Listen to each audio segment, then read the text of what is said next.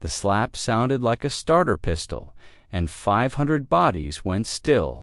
At 05 for 7 hours, the parade field baked early. The sun already climbing, and the light wind cutting across the ranks at 6 to 8 knots, tugging at flags and sleeves. The company stood aligned in perfect geometry, front rank squared, spacing held at 1.5 meters like it had been measured with a ruler. Boots were planted, chins level, eyes forward. Commands carried cleanly over the field, clipped and practiced, the language of order spoken without emotion, at ease. Eyes front, the words settled, and the formation breathed as one.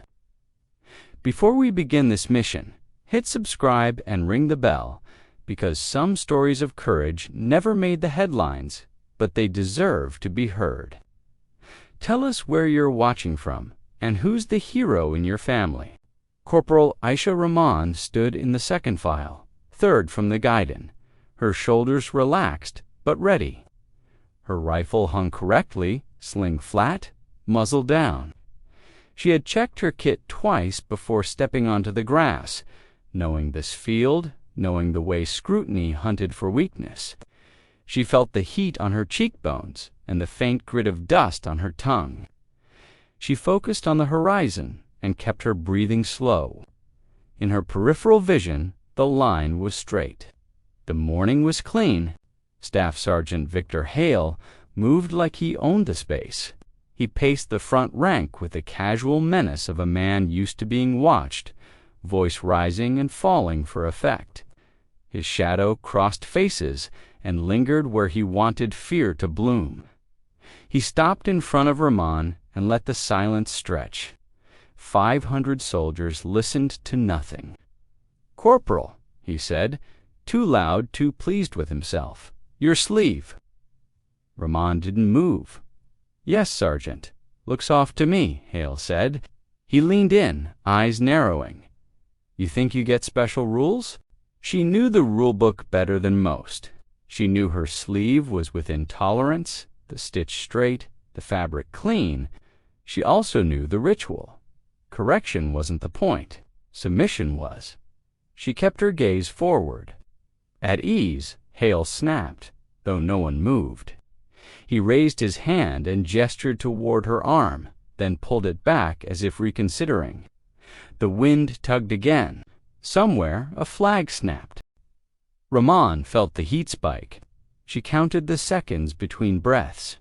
In, out, she had learned that control early, learned that the body would obey if the mind stayed cold. The formation waited. Private Eli Brooks, 2 ranks back. Swallowed hard and stared at the back of the head in front of him, praying not to be noticed. Hale smiled. It wasn't kind. "Know your place," he said, and his hand came across her face. The sound cracked the air, a sharp, wet report that echoed off the bleachers and died into a vacuum. Rahman's head turned with the impact. For a fraction of a second, the world narrowed to pressure and heat, and a flash of white. Shock rippled through the ranks like a held breath. She did not step back. She did not raise her voice. She felt the line inside her lock into place. Her training surfaced without thought.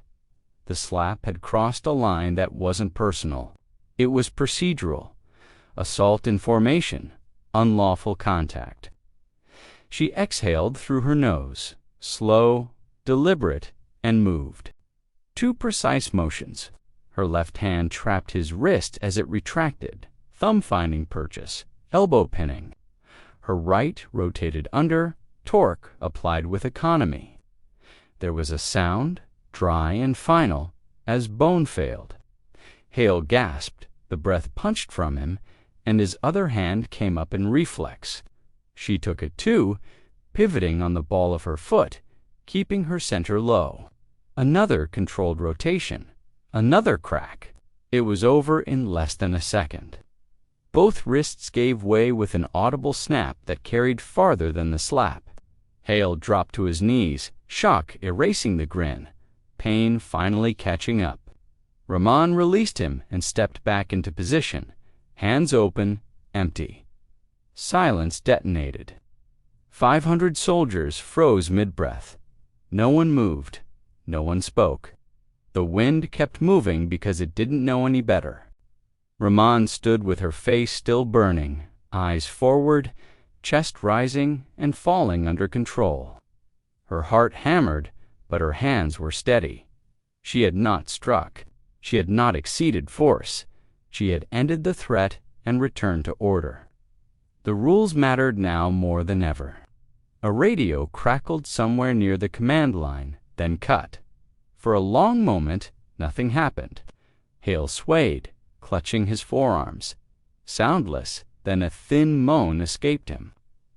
Brooks stared, eyes wide, the image burning itself into him. This was not how mornings went. Finally, a voice cut through, calm and absolute. All stations, halt formation. The words landed like a blanket. Medics began to move at a jog, boots finally breaking the spell. Officers stepped forward, faces tight, calculating. Rahman remained where she was, spine straight, waiting for instruction. She tasted copper and dust, and something like relief she refused to acknowledge. The field had changed. Everyone felt it. Lines that had been invisible were suddenly clear, bright as chalk. Authority had been tested, not with shouting or chaos, but with restraint under assault. 500 soldiers had seen it with their own eyes, and there would be no unseeing it. By the time Hale was lifted onto a stretcher, wrists splinted and face gray. The sun was higher and the wind had shifted, and the quiet question hanging over the parade field was no longer what had happened, but what the command would do next. By 0612 hours, the field was empty and the damage was just beginning. The parade ground that had held 500 bodies now held only tire tracks and scuffed grass, the early heat rising in wavering sheets. Rahman stood under the awning by the admin wing, hands resting at her sides, rifle already cleared and slung away per procedure. She felt lighter without it, exposed to the slap replayed in fragments she refused to indulge, replaced instead by checklists and breathing. In, out. Counted? Hale had gone pale on the stretcher. Medics moved with brisk economy, calling out triage codes and securing splints that swallowed both forearms in white rigidity. His jaw clenched as the pain finally owned him. Ground transport rolled, diesel low and steady, doors closing with a finality that drew eyes from every corridor. He did not look at Rahman as they took him away. Captain Owen Mercer arrived without hurry, which somehow carried more weight. His uniform was immaculate, his voice even. He surveyed the space, took in the faces, the angles, the absence of noise. Then he spoke, and the cadence of command returned. Formal inquiry, Mercer said.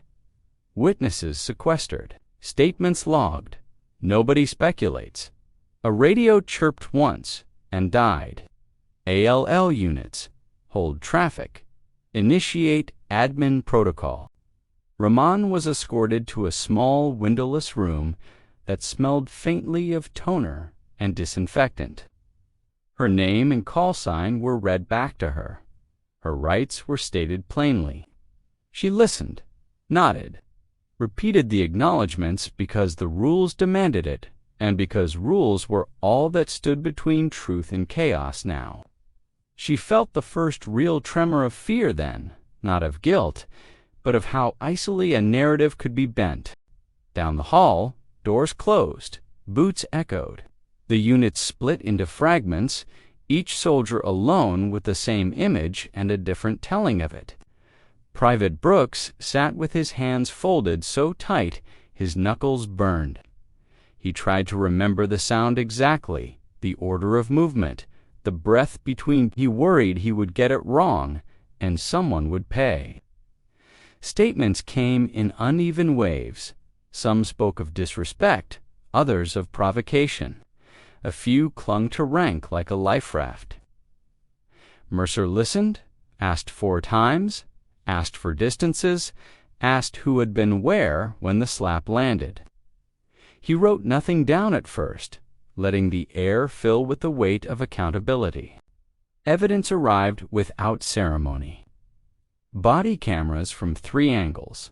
A fixed camera near the get-in, a handheld from the admin wing that caught only sound and shadow. Each file carried a timestamp.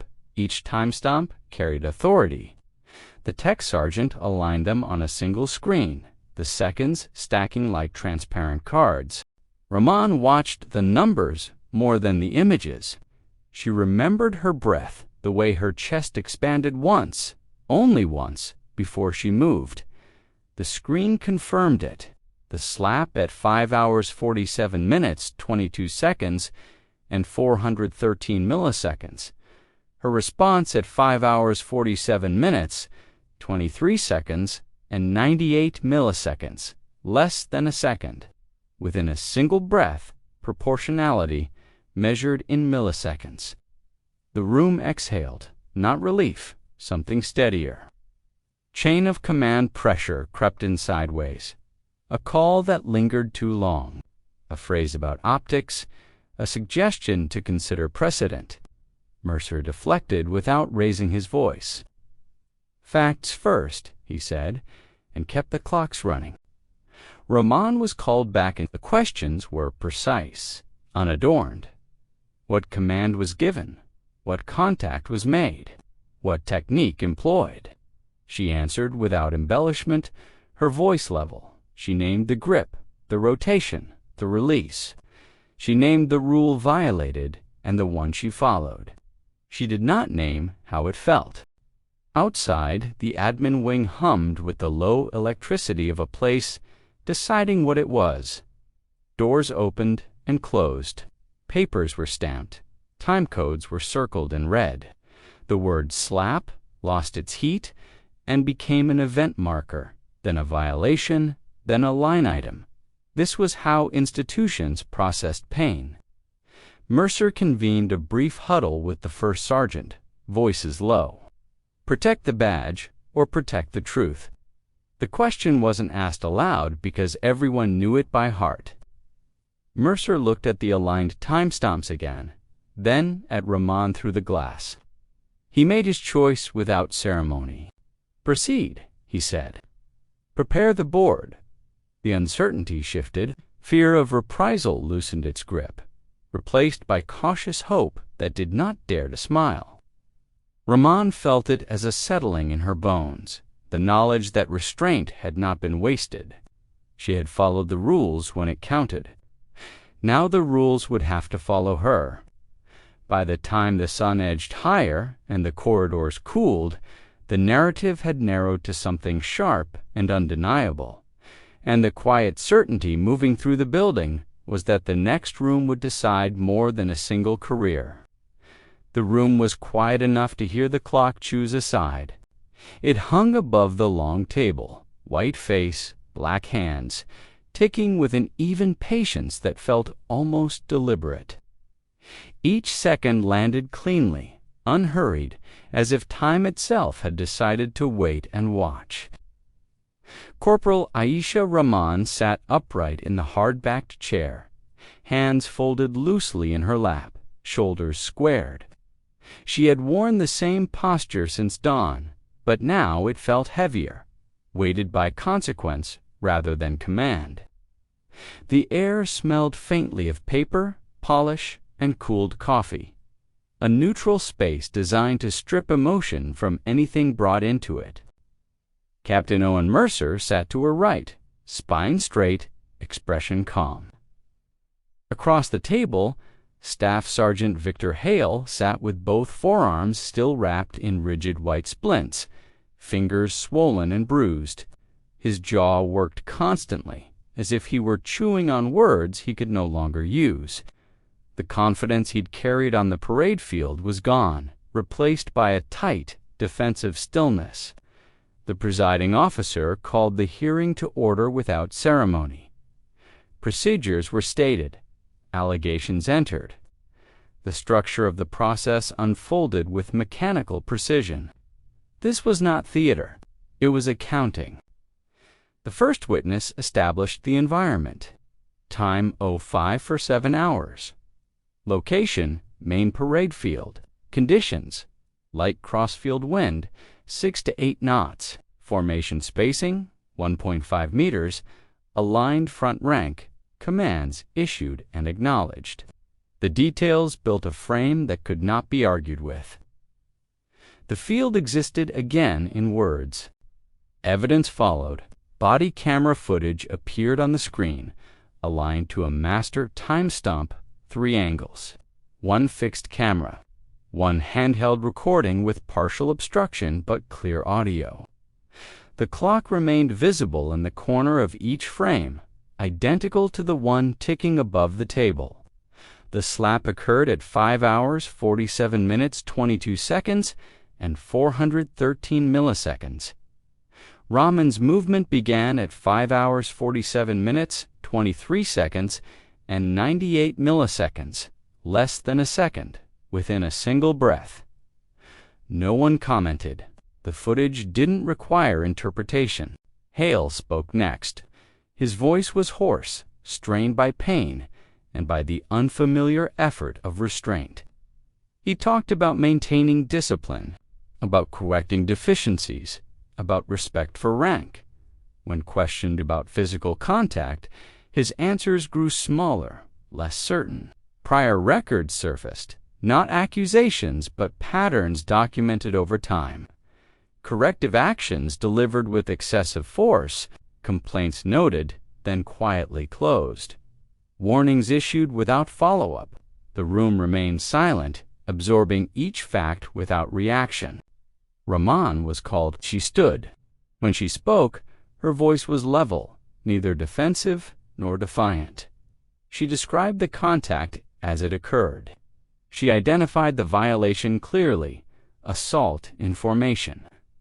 She explained the technique she used, naming grips and angles without flourish, emphasizing control and immediate release. She acknowledged the injury caused and accepted responsibility for the outcome. When asked why she did not disengage immediately after the slap, she answered simply, "Because I was still under assault, sir." The sentence was factual, unadorned, and it settled into the room like a final piece sliding into place. The board recessed. The clock kept ticking. Rahman sat again, eyes forward, breathing slow. Vindication did not arrive yet. What came instead was reflection, sharp and unavoidable. She thought of the formation that morning, the way 500 people had frozen at once. She thought of the rules she had memorized and trusted. She wondered briefly what would have happened if she had hesitated, or if she had gone too far. The answers were uncomfortable, but they no longer mattered. The board returned. The presiding officer read the findings in formal language, voice steady, measured. Staff Sergeant Victor Hale's action was determined to be unlawful. Corporal Raymond's response was determined to be justified, proportional, and within regulation. Hale would be removed from his position pending administrative separation. Raymond would be reinstated without adverse action. Her conduct would be formally noted for restraint under assault. There was no applause, no visible reaction. Hale's shoulders sagged, the fight draining out of him as the reality settled in.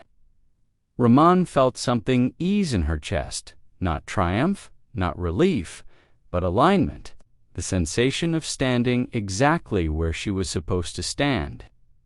The announcement to the company came later that afternoon. The sun had shifted west, casting long shadows across the same parade field that had held its breath at dawn. The grass still bore the faint scars of boots and stretchers. The formation assembled again, 500 soldiers moving with quiet efficiency, spacing exact lines straight. Captain Mercer stood before them, his voice carried without strain. He stated the violation, the findings, and the consequences. He did not raise his volume. He did not soften his words. Authority lived in the clarity of what he said and what he did not say. When he spoke Raman's name, it was brief and precise. Acknowledgement, not praise. She stood at attention, eyes forward, face unreadable. Around her, soldiers listened differently now, not with fear, with attention. Private Brooks stood in the rear rank, understanding something he hadn't known how to name before. Authority was not loud. It was accountable. It could be questioned. It could be corrected. The final commands were issued. At ease dismissed, boots shifted, conversations resumed in low, careful tones. The unit moved on, carrying the weight of the day with it. Raman remained still for one extra breath, letting the late afternoon light warm her face, knowing the line had been tested, held, and redrawn for everyone who would stand on that field tomorrow.